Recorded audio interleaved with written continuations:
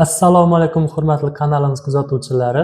Bugungi videomiz davomida siz bilan quloqdagi shovqin va uning sabablarini ko'rib chiqamiz. Bizga murojaat qilayotgan bemorlar orasida quloq shovqiniga sabab bo'ladigan kasalliklar ichida birinchi o'rinda umurtqa pog'onasi sohasida bo'yin umurtqalari osteoxondrozi va umurtqalararo disk churrasi ya'ni grijja birinchi o'rinni egallaydi.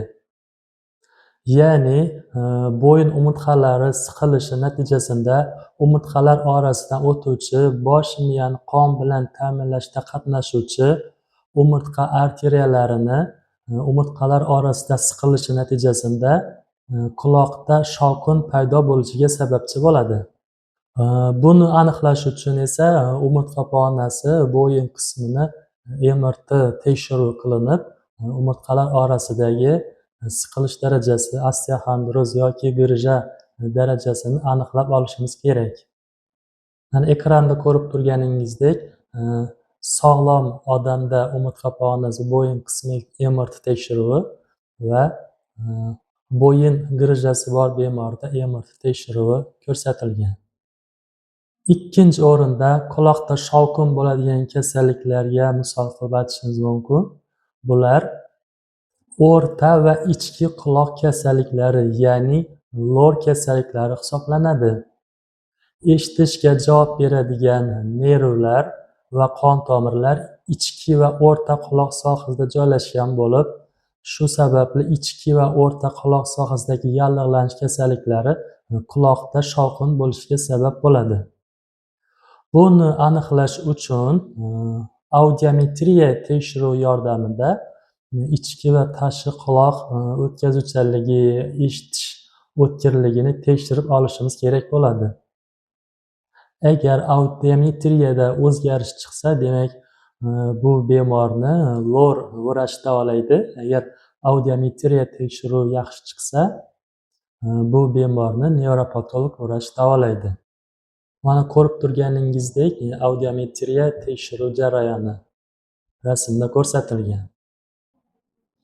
Uchinchi o'rinda quloqda shovqin bo'luvchi kasalliklar guruhi bular uyqu arteriyalari, ya'ni bosh miyani qon bilan ta'minlovchi bo'yin sohasidan o'tuvchi uyqu arteriyalarining stenozi, ya'ni uyqu arteriyalari ichki devoriga ateroskleroz yog' donachalarining yig'ilib qolishi natijasida qon tomir devorining torayishi stenozi sababchi bo'ladi. Uyqu arteriyalari stenozi 50% va undan oshib ketganda quloqda shovqin paydo bo'lishi mumkin. Buni aniqlash uchun UZI Doppler tekshiruvi yordamida ichki va tashqi uyqu arteriyalaridagi stenoz darajasi aniqlanadi. Mana rasmda ko'rib turganingizdek, UZI Doppler bo'yin sohasi qilish jarayoni. To'rtinchi navbatda quloqda shovqin paydo bo'lishiga sababchi bo'luvchi kasalliklar bu bosh miyada qon aylanishining surunkali buzilishlari, ya'ni dissirkulyator ensefalopatiya 2 va 3 darajalari hisoblanadi.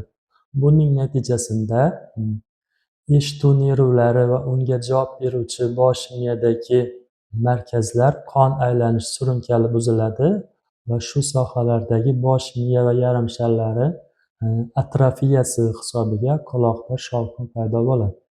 Buni aniqlash uchun bosh miyani MRT tekshiruv qilinib, dissirkulyator ensefalopatiya va bosh miya atrofiyasi darajasini bilib olishimiz kerak. Mana rasmda ko'rib turganingizdek, sog'lom odamda bosh miya MRT tekshiruvi va dissirkulyator ensefalopatiya 2-3 darajasi bor bemorda bosh miya MRT tekshiruvi. 5-chi navbatda quloqda shovqin bo'lishiga sabab bo'luvchi kasalliklar bular qon bosimining oshishi yoki bo'lmasa qon bosimining tushib ketishi, kamqonlik, qalqonsimon bez, ya'ni zo'b kasalliklari va boshqa ikkilanish kasalliklar natijasida quloqda shovqin bo'lishi. Albatta bunday bemorlarda qon bosimi nazorat qilinadi, qondagi kamqonlik belgilari, umumiy qon tahlillari tekshiriladi, qalqonsimon bez, ya'ni zo'b sohasi uzi qilinadi, qondagi zo'b gormonlari tekshiriladi. 6 va kam uchraydigan sabablardan biri bu bosh miyaning eshituv nervi va unga yaqin bo'lgan joydagi nevrinoma va boshqa tipdagi hajmli jarayonlar hisobiga quloqda shovqin bo'lishi mumkin. Albatta bu og'ir va xavfli jarayon hisoblanadi. Buni bosh miya MRT tekshiruvi yordamida shu eshituv nervi va unga yondosh bo'lgan bosh miya qismlari sohalarini tekshirib ko'rishimiz kerak bo'ladi. Va albatta yuqorida ko'rsatilgan kasalliklar quloqda shovqin bo'lishiga eng ko'p sababchi bo'luvchi kasalliklar guruhlari hisoblanadi. Boshqa quloqqa shovqin beradigan boshqa kasalliklar ham ko'p, lekin ular kam uchraganligi sababli ba'zi bir tekshiruvlar yordamida aniqlash mumkin.